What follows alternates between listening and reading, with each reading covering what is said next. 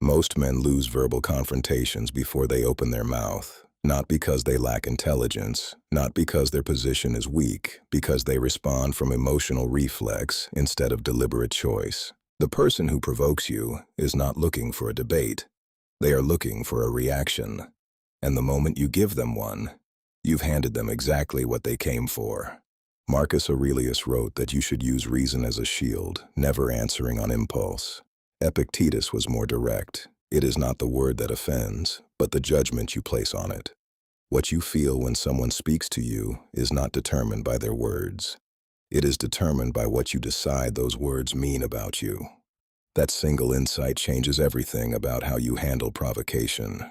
Today I'm giving you 5 specific responses, not clever insults, not one-liners designed to humiliate. Precision instruments for maintaining authority, protecting your reputation, and returning control to where it belongs, which is with you. One of them involves a psychological mechanism that most people never see coming. Stay until the end. Response 1. When someone tries to diminish you with mockery or contempt, say this and mean it. You seem upset. Are you okay? This is not sarcasm. Do not deliver it with a smirk. Deliver it with genuine composure and neutral concern. Here is the mechanism. The person provoking you has built an expectation. They expect anger, defensiveness, or embarrassment. Those reactions confirm that their words reach their target. By offering concern instead of fuel, you break the script entirely. The provocateur is now in an unexpected position. Someone attempting to wound is being met with what appears to be care. Most people cannot sustain their attack in that environment. They lose momentum. They feel exposed. If the provocation continues, repeat with even more calm. Seriously, are you all right? The second delivery, quieter than the first, communicates something that no argument could. Your words have no authority over my state. That is Stoic mastery made visible. Response 2. When someone interrupts you to establish dominance, state clearly, without raising your voice, I haven't finished yet. 4 words. No apology attached. No escalation. Just a calm, direct reclamation of your right to complete a thought. The tactic of interruption is designed to subordinate you, to establish that the other person's voice has priority over yours. By quietly and firmly reclaiming your position, you refuse that subordination without creating conflict.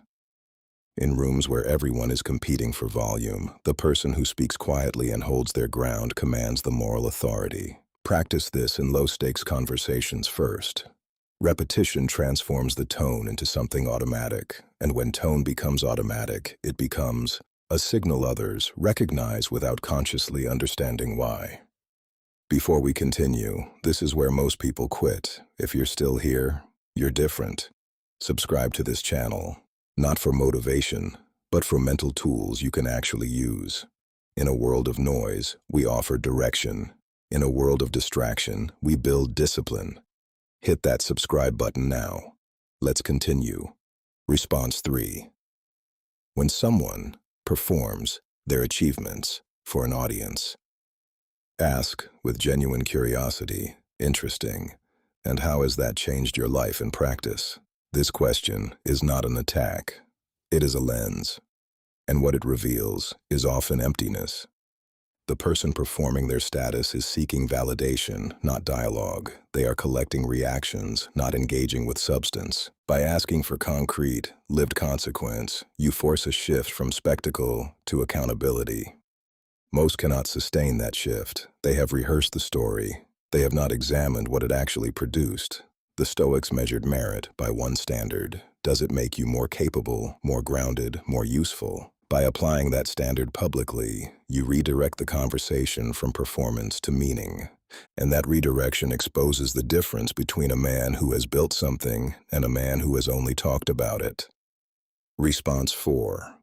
When someone insults you with the intention of producing a reaction, say nothing, hold the silence, hold the gaze. Seneca wrote that the greatest weapon of the wise is serene contempt for the small provocations of the world. This is that weapon in its purest form. The person who insults you is making a trade. They are offering words in exchange for your emotional currency. Deny the transaction. Keep your posture relaxed.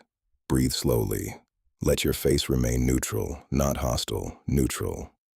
The absence of reaction is not passivity. It is the active refusal to be governed by someone else's attempt to govern you. Most people cannot tolerate that silence. They fill it with justifications, with softening, with withdrawal. You have produced all of that without saying a single word. If the moment requires you to speak, say only this: I'm not going to engage with that.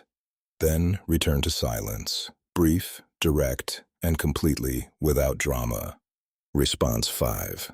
When a rumor or false narrative is circulating about you, respond with mild, genuine surprise. That's strange. No one has ever said that to me directly. Two things happen simultaneously with this response. The falsehood is questioned, and the person spreading it is asked, implicitly, to produce the source.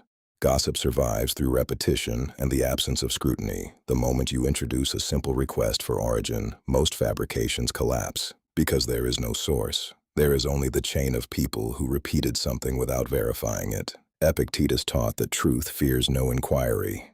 Use curiosity as your instrument, not accusation. Curiosity lowers defensiveness. It activates reason. And if the story persists, press further. Who specifically said that? When did this happen? What exactly occurred? Few lies survive precise questions, and the person who began this conversation will understand, without being told directly, that you are not a man who can be diminished by things said in your absence. The invisible principle behind all 5 of these responses is the same. It is not the phrase that carries the power. It is the internal state of the man delivering it. Composure is not a performance. It is the outward evidence of inner order. When you speak slowly, hold space between your words, and respond from a place of genuine groundedness, you communicate something that bypasses argument entirely. You own yourself. And that silent authority disarms even the loudest provocation. Practice breathing before you speak. Slow your words deliberately. Leave silence where most people would fill it with noise. That weight, that intentional space, is what makes your words land. Here is the combined technique for your most difficult encounters. When provocation arrives, begin with response 1. You seem upset. Are you okay? If it continues, move to response 3. And how has that actually served you?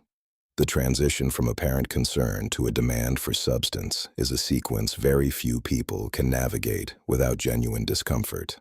5 tools. 1 underlying principle. Master your internal state and your external responses take care of themselves. Tell me in the comments, which of these 5 will you test first? Describe the specific situation where you'll use it. That act of naming it in advance is itself a form of preparation.